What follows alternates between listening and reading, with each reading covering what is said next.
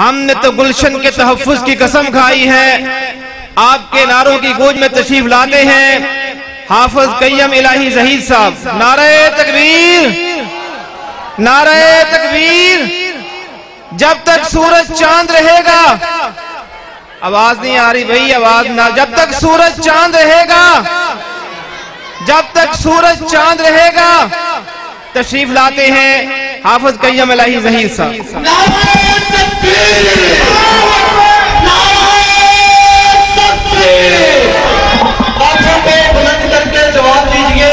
حافظ قیم الہی زہید صاحب سفر کر کے آئے ہیں، ان کا استقبال کیجئے. نعرہ تکبیر، نعرہ تکبیر.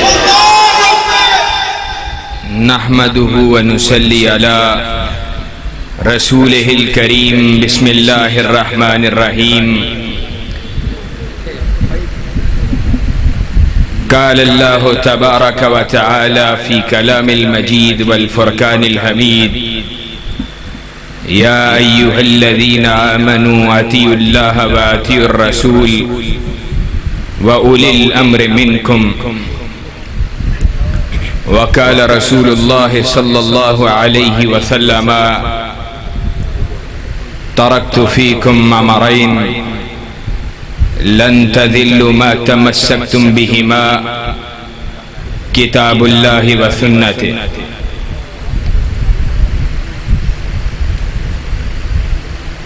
حضرات دی وقار، بزرگوں، دوستوں اور بھائیوں، چند باتیں مسلک کتاب و سنت کی دعوت اور چند باتیں اپنا درد دل آپ کے سامنے رکھ کے آپ سے اجازت چاہوں گا. کائنات کے امام جناب محمد رسول اللہ صلی اللہ علیہ وسلم، ان کا مقام کس قدر بلند ہے. اللہ رب العزت نے کلام اللہ کے اندر اس بات کا اعلان فرما دیا: وَرَفَعْنَا لَكَ ذِكْرَكَ. حبیب، ہم نے آپ کے تذکروں کو بلند کر دیا ہے. آپ کو کس قدر بلندی مقام سے نوازا، آپ اس بات سے اس کا اندازہ لگا سکتے ہیں کہ اللہ رب العزت نے طرح طرح کی مخلوقات کو پیدا کیا. انگنت، لا تعداد، بے شمار مخلوقات کو پیدا کیا. سائنس کی اس ترقی کے دور کے اندر جب کیمرہ بھی ایجاد ہو چکا ہے، انٹرنیٹ کی سہولت بھی موجود ہے، اور ایک کلک کے فاصلے کے اوپر پوری دنیا کی انفارمیشن کو، پوری دنیا کی معلومات کو جمع کیا جا سکتا ہے، اس کے باوجود آج تک سائنس اس بات سے عاجز ہے. اور دنیا کے اندر جہاں پہ تحقیقات کو کرنے والے بڑے بڑے ادارے قائم کیے گئے، ان کے پیچھے کروڑوں اربوں روپے کے فنڈز کو لگایا گیا، سائنس اس بات سے عاجز آ گئی کہ اللہ رب العزت اس کی مخلوقات کی گنتی اور ان کا شمار کر سکے. ان انگنت لاتعداد بے شمار مخلوقات کے اندر فضائے بصیر میں اڑنے والے پرندے ہوں، جنگل میں دھاڑنے والے درندے ہوں، بلوں میں رینگنے والی چیونٹیاں ہوں، یا سمندروں کی تہوں کے اندر تیرنے والی مچھلیاں ہوں، ان سب کے اندر اللہ رب العزت نے مقام اگر کسی کو بلند عطا کیا تو انسان کو عطا کیا ہے. اور قرآن مجید میں اس امر کا اعلان فرما دیا: لَقَدْ خَلَقْنَا الْإِنسَانَ فِي أَحْسَنِ تَقْوِيمٍ. ہم نے انسان کو بہترین تقویم کے اندر پیدا کیا ہے. اب انسان اپنی بلندی مقام کے باوجود تمام انسان برابر نہیں ہیں. پہلی تو بات یہ ہے جو اہل ایمان نہیں ہیں، جنہوں نے اللہ رب العزت کی معرفت کو حاصل نہیں کیا ہے، اللہ رب العزت نے ان کو چھپایو بل ہم اضل، بلکہ ان سے بھی زیادہ بدترین قرار دیا ہے۔ لیکن اہل ایمان مسلمان بھی اپنے مقام کے اندر برابر نہیں ہیں۔ تمام مسلمان اپنی عظمت کا، انسان اپنی عظمت کے باوجود اہل ایمان کی عظمت کا مقابلہ نہیں کر سکتا۔ ان سے مقام میں بلند صلحاء ہیں، صلحاء سے مقام کے اندر بلند شہداء ہیں، شہداء سے مقام کے اندر بلند صدیقین ہیں، اور صدیقین سے مقام کے اندر بلند انبیاء ہیں، اور انبیاء علیہم السلام اپنی بلندی مقام کے باوجود بھی تمام ایک برابر نہیں ہیں۔ اگرچہ اہل حدیث کا منہج یہ ہے لا نفرق بین احد من، ہم رسولوں میں سے کسی ایک کے درمیان تفریق کے قائل نہیں ہیں، لیکن تلک الرسل فضلنا بعضهم على بعض منهم من کلم اللہ ورفع بعضهم درجات۔ اللہ رب العزت نے انبیاء علیہم السلام رسولوں کے اندر بھی بعض کو بعض پہ فضیلت عطا کی ہے۔ تو پھر بات کیسے بنتی ہے؟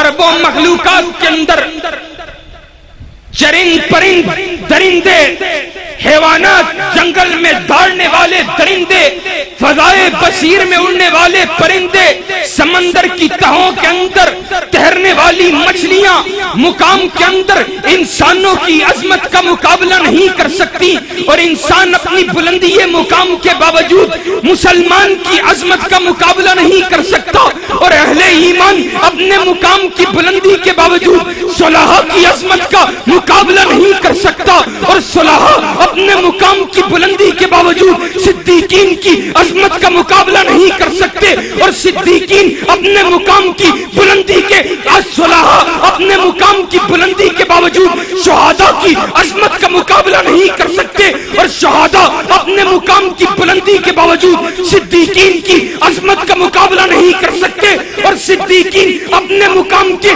بلندی کے باوجود انبیاء کی عظمت کا مقابلہ نہیں کر سکتے، اور انبیاء اپنے مقام کی بلندی کے باوجود رسول اللہ کی عظمت کا مقابلہ نہیں کر سکتے، اور رسول اللہ اپنے مقام کی بلندی کے باوجود اولو العزم رسولوں کی عظمت کا مقابلہ نہیں کر سکتے، اور ساری کائنات ایک طرف ہو صلحاء، ایک طرف ہو صدیقین، ایک طرف ہو شہداء، ایک طرف ہو انبیاء، ایک طرف ہو ساری کائنات کے رسول اللہ، ایک طرف ہو ساری کائنات کے شہداء، صدیقین، صلحاء، انبیاء کے بعد رسول اللہ، اولو العزم رسول ایک طرف ہو، اکیلے کائنات کے امام کی عظمت کا مقابلہ نہیں کر سکتے۔ نعرہ تکبیر، شان مصطفیٰ، مقام مصطفیٰ، رفعت مصطفیٰ، بلندی مصطفیٰ، شان صحابہ، عظمت صحابہ، علامہ ترجمہ ظہیر صاحب۔ پہلی بات انتہائی وضاحت کے ساتھ میں نہ لفظ علامہ کا اہل ہوں، نہ اس کو اپنے لیے پسند کرتا ہوں۔ باہر کیف بات کر رہا تھا، کائنات کے امام جناب محمد الرسول اللہ کا مقام میں نے بیان کیا، اور یہ بات میں نے اپنی طرف سے نہیں کہی ہے۔ کائنات کے امام وادی بطحا میں لیٹے ہوئے تھے، کائنات کے امام نے کہا میرے پاس دو فرشتے آئے، کہا ایک نے دوسرے کو مخاطب ہو کر کہا اہو کیا یہ وہی ہے؟ کہا ہاں یہ وہی ہے۔ کہا اس کے بارے میں بڑی باتیں سنی ہیں، اس کے بلندی مقام کے بڑے تذکرے سنے ہیں، آؤ اس کو تولے تو صحیح۔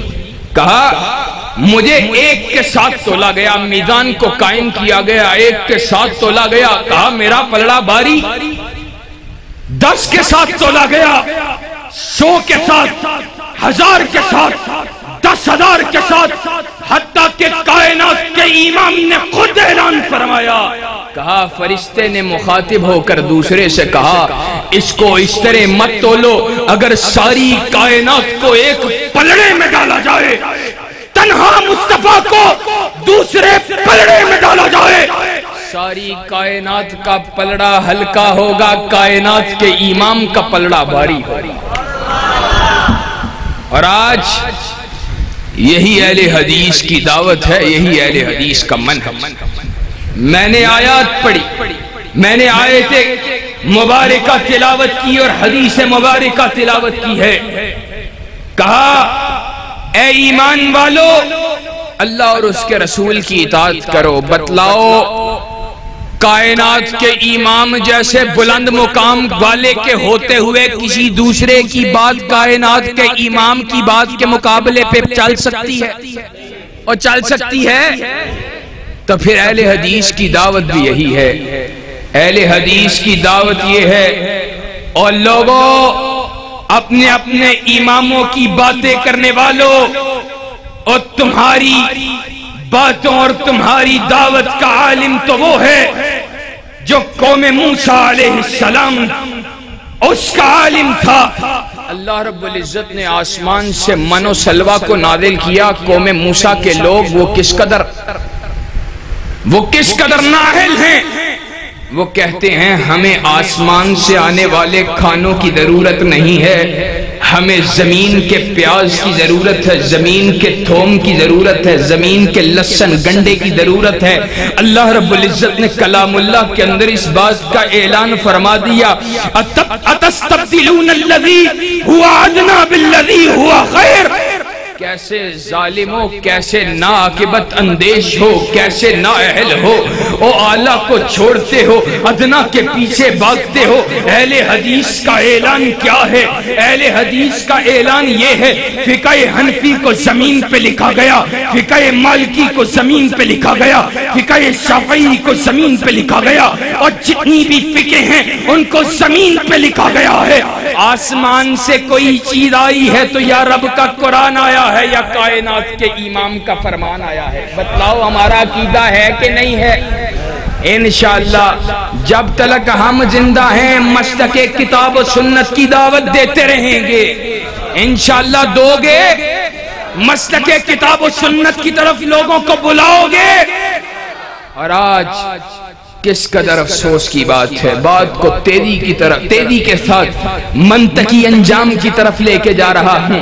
اہل حدیثوں، آج تمہارے لیے یہ اعزاز کی بات ہے کہ زمین کے اوپر ائمہ دین کا اکرام کرنے کے باوجود، ان کو اپنے سینے سے لگانے کے باوجود، ان کے فرامین کو اپنے سروں پہ رکھنے کے باوجود، ان کے فرامین کو چومنے کے باوجود، ان کے ناموں کو لکھا دیکھ کر نظروں کو جھکا لینے کے باوجود، ہم نے اس امر کا اعلان کر دیا۔ ہم نے کہا ساری کائنات ایک طرف بلاتی ہو، احمد ابن حنبل ایک طرف بلاتا ہو، ابن تیمیہ ایک طرف بلاتا ہو، امام شافعی ایک طرف بلاتا ہو، امام مالک ایک طرف بلاتا ہو، امام ابو حنیفہ علیہ رحمہ ایک طرف بلاتا ہو، رحمت اللہ علیہ رحمتم واسعۃ ایک طرف بلاتے ہوں، تمام ائمہ دین رحمہم اللہ ایک طرف بلاتے ہوں، ساری کائنات ایک طرف بلاتی ہو، تنہا مینا کلال دوسری طرف بلاتا ہو، ساری کائنات کی بات کو دیوار سے دے مارا جائے گا، کائنات کے امام کی بات پہ حرف کو نہیں آئے گا۔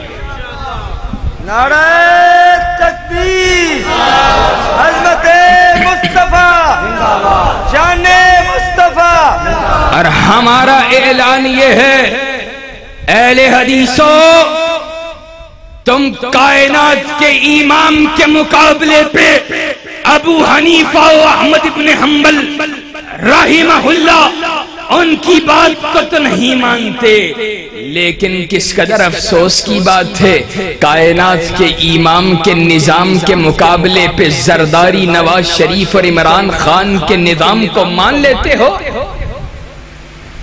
کائنات کے رب نے کہا هو الذی ارسل رسولہ بالہدی ودین الحق ودین الحق لیظہرہ علی الدین کلہ. کائنات کا امام دنیا میں آیا، آپ کو بھیجا گیا جہاں پہ آپ کی آمد کا مقصد لوگوں کی عبادات میں اصلاح، لوگوں کو روزے کا پتہ دینا، لوگوں کو نمازوں کا پتہ دینا، لوگوں کو زکوٰۃ کا پتہ دینا، لوگوں کو حج بیت اللہ کا پتہ دینا تھا. وہاں پر آپ کی آمد کا ایک بڑا مقصد یہ تھا کہ اللہ کی دھرتی پہ اللہ رب العزت کے نظام کو نافذ کر دیا جائے، اللہ کی دھرتی پہ اللہ کے قانون کو نافذ کر دیا جائے، اللہ کی زمین پہ اللہ کی حکمرانی کا قیام کر دیا جائے. اللہ کی قسم میں کہا کرتا ہوں، اللہ کی قسم کائنات کے رب کا عطا کرتا یہ نظام، کائنات کے رب کی عطا کرتا یہ شریعت، یہ اس قدر عظیم ہے کہ کائنات کا رب اس کو عطا کرنے کے بدلے اپنی ذات کے لیے کچھ بھی نہیں مانگتا. جو کچھ بھی مانگتا ہے امت معاشروں کی اصلاح اور ان کی بہتری کے لیے مانگتا ہے. چور کا ہاتھ کٹے گا، اللہ کو کوئی فائدہ ہے؟ زانی کو سزا ملے گی، اللہ کا کوئی فائدہ ہے؟ ڈکیت کو سزا ملے گی، اللہ کا کوئی فائدہ ہے؟ اللہ رب العزت کا حدود اللہ کے نفاذ کے اندر ذاتی کوئی فائدہ نہیں. اور سچی بات یہ ہے عبادات کے اندر بھی اللہ رب العزت کو کوئی فرق نہیں پڑتا ہے کہ کوئی شخص اللہ رب العزت کی عبادات اس کو بجا لائے، اگر پوری کائنات بھی کافر ہو کر مر جائے اللہ رب العزت کو فرق نہیں پڑتا. یہ تیرے اور میرے لیے ہے، یہ ہمارے لیے ہے. ہم اللہ رب العزت اس کے حکموں کو بجا لائیں گے تو ہمارے لیے جنت کے راستے آسان ہو جائیں گے. آج کس قدر افسوس کی بات ہے، ہم نے پہلے بھی کہا تھا، آج بھی کہتے ہیں. اس وقت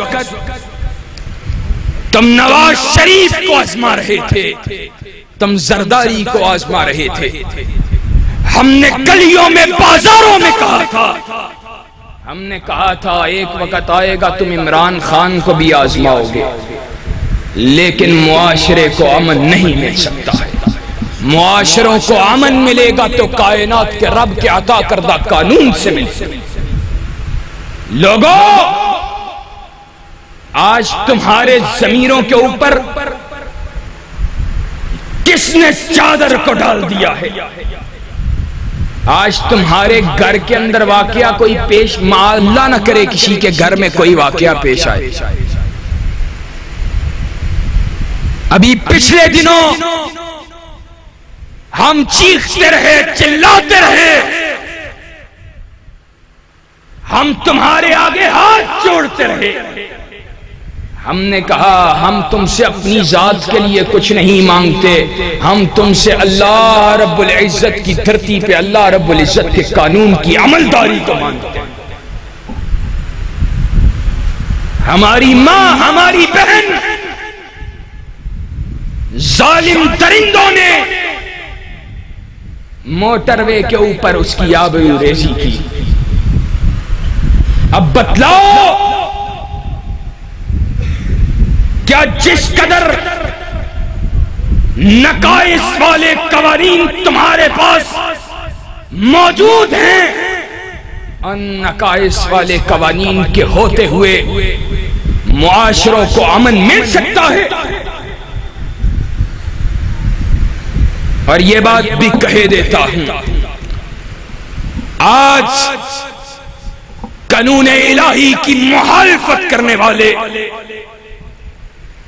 ان لوگوں کے پاس نہ عقلی دلائل موجود ہیں نہ نقلی دلائل موجود ہیں، صرف شریعت اسلامیہ سے مخالفت اور عناد ان کے سینوں کے اندر درج ہوئی ہوئی ہے. ہمیشہ ہم نے کہا ایسے مجرموں کو سرے عام قتل کیا جائے. تب یہ ظالم بدبخت کہا کرتے تھے کہ نہیں، اس کو عمر قید کی سزا سنائی جائے. اور یہ سمجھتے یہ ہیں کہ شاید اسلام میں موجود قتل کی سزا وہ عمر قید کی سزا کے مقابلے پہ نرم سزا ہے، سخت سزا ہے، اور عمر قید کی سزا وہ اسلام کی سزاؤں کے مقابلے پہ ایک بدرجے نرم سزا ہے۔ نہیں، آؤ سنو میری بات۔ ایک شخص اگر وہ ایسا مجرم ہے کہ اس کا حق شریعت اسلامیہ کے مطابق قتل بنتا ہے تو اس میں کس قدر بہتری اور کس قدر معاشروں کے لیے، اس کے گھر والوں کے لیے امن کی ضمانت موجود ہے، اور مد مقابل عمر قید کی سزا کے اندر کس قدر فساد موجود ہے۔ ایک شخص اس کو قتل کر دیا جاتا ہے، اس کے بیوی بچے ساری عمر ان کی جان لٹکی نہیں رہتی ہے، چند دن کی تکلیف، قتل ہو گیا، وقت کے مرہم نے بلا دیا۔ ایک شخص جس کو تم نے عمر قید کی سزا سنائی اور شریعت اسلامیہ کے قوانین ان کی مخالفت کی، اس کے فسادات وہ معاشرے کے اندر کس کس طرح رونما ہو سکتے ہیں۔ جس کو قتل کیا گیا، اگر اس کے دماغ کے اندر کوئی خناس موجود تھا، اب وہ خناس اس کی ذات اور وجود کے ساتھ دفن ہو گیا۔ مد مقابل جس کو عمر قید کی سزا سنائی گئی، اس کے بچوں کی زندگیاں تباہ ہو گئی، ساری زندگی بچے باپ کو تکتے رہے، اس کی بیوی، اس کی زندگی تباہ ہو گئی۔ اب وہ دوبارہ کسی دوسرے کے ساتھ بھی شادی کے قابل بھی نہیں ہے کہ حضرت صاحب اس کے جو ہیں وہ جیل میں موجود ہیں، اور دماغی طور پر اس کا جو حال ہوگا وہ آپ بھی جانتے ہیں، وہ بھی جانتے ہیں۔ اور اگر اس چیز کی کیا ضمانت ہے کہ 20 سال بعد، 25 سال بعد جب وہ عمر قید کی سزا کاٹ کے آپس باہر نکلے تو اس کے دماغ کا وہ خناس جو ہے وہ اس کا مر چکا ہو۔ سینکڑوں بیسیوں واقعات، قتل کا مجرم ہے، باہر نکلتا ہے، دوبارہ قتل کرتا ہے۔ ریپسٹ ہے، آزاد ہونے کے بعد دوبارہ زنا کرتا ہے۔ اور آج ایک بات یاد رکھو، جو اللہ رب العزت کے حکموں کے مطابق فیصلے نہیں کرتے، اللہ رب العزت ان کے بارے میں کیا کہتا ہے؟ یا وہ ظالم ہیں، یا وہ فاسق ہیں، یا وہ کافر ہیں۔ اللہ رب العزت کے حکم کے مطابق سزا کا لاگو، اکیلے سزا کا لاگو نہ کرنا، اور اس کی مخالفت میں کسی دوسری سزا کے نفاذ کے اندر خود قانون الہیہ کی مخالفت موجود ہے اور اللہ کی دشمنی موجود ہے۔ اور یاد رکھو، اگر معاشروں کے اندر امن چاہتے ہو، معاشروں کی تطہیر چاہتے ہو، کوٹ رادھاکشن کے بسنے والوں، اگر کوٹ رادھاکشن کے اندر سے جرائم کا خاتمہ چاہتے ہو، اللہ رب العزت کی طرف سے انوار اور رحمتوں کو برستا ہوا دیکھنا چاہتے ہو، تو اللہ رب العزت کے قوانین کو زمین پہ نافذ کرنا پڑے گا۔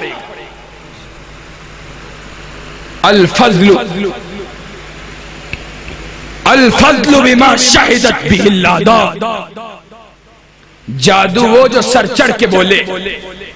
آج سے 12 سال قبل archbishop of Canterbury doctor William Rowans نے کہا تھا انگلینڈ کے مسائل، عیسائی پادری، اس نے کہا تھا انگلینڈ کے مسائل حل نہیں ہو سکتے جب تلک محمد الرسول اللہ صلی اللہ علیہ وسلم کے عطا کردہ قانون، ان کی شریعت کو زمین پہ نافذ نہیں کر دیا جاتا۔ افسوس کی بات ہے وہ عیسائی ہو کر مانتا ہے تو اہل توحید ہو کر اہل حدیث ہو کر اس بات کو قبول کرنے کے لیے تیار نہیں ہے، اور قبول کرنے کا مطلب صرف زبانی طور پہ اس کا اظہار کر دینا نہیں ہوتا بلکہ اس کے لیے جدوجہد کرنا ہوتا۔ اور یقین جانو، آخری بات کی طرف جا رہا ہوں، آج ملک کے اندر اہل سنت اہل حدیثوں تمہیں جاگنے کی ضرورت ہے۔ آج اسلام کے اوپر جگہ جگہ سے نقب لگانے کی کوشش کی جا رہی ہے، ہر چیز کے لیے وقت دیتے ہو، اپنے گھر بار کو وقت دیتے ہو، اپنے مال کو وقت دیتے ہو، تجارت کو وقت دیتے ہو، اسباب کو وقت دیتے ہو، اپنی اولاد کو وقت دیتے ہو،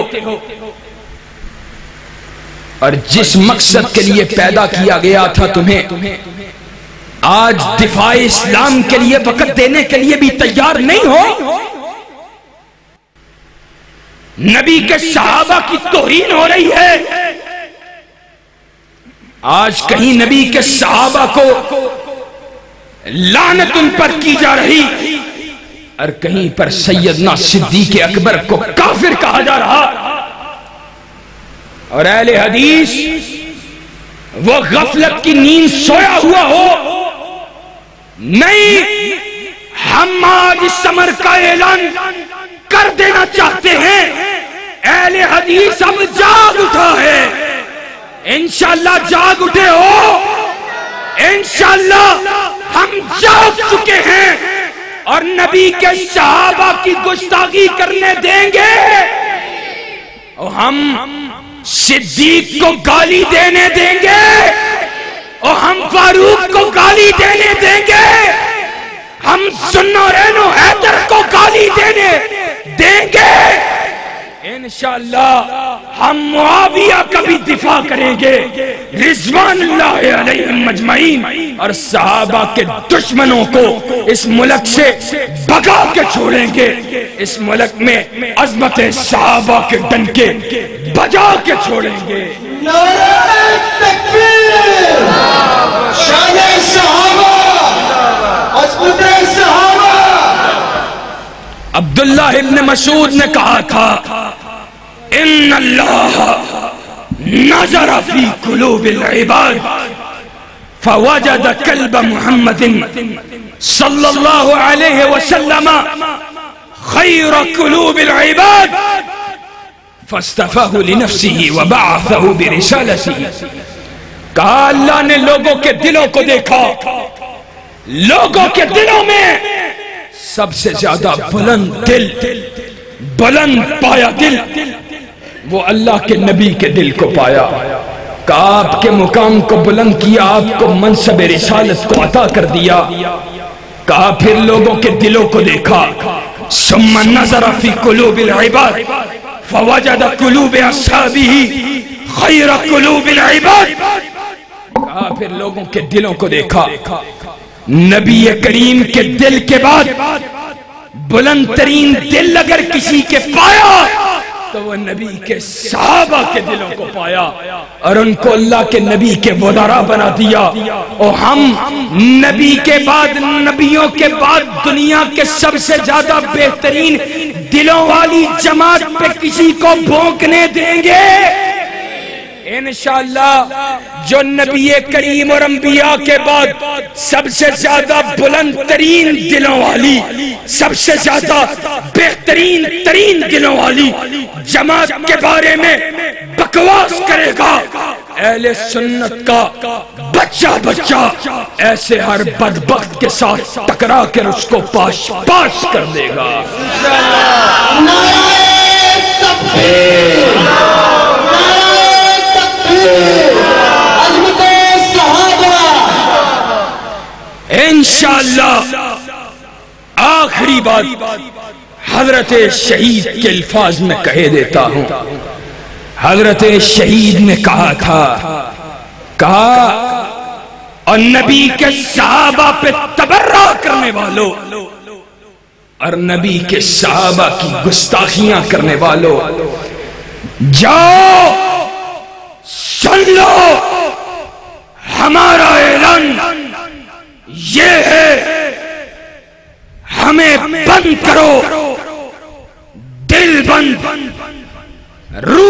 بند، جسم بند، دماغ بند، نظر بند، سب کچھ بند کر لو، لیکن ایک بات یاد رکھو، ساری کائنات کی قوتیں مل کر ہمارے سینوں سے سرور کائنات کے صحابہ کی محبت کو نکال نہیں سکتی ہیں۔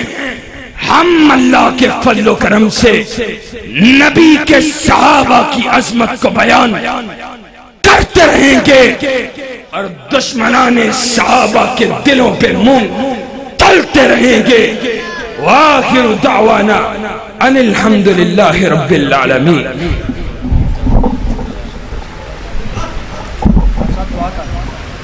جو بھائی دعا کر کے جائے جی پیارے بھائی سارے بیٹھ جو دعا کر کے جائے۔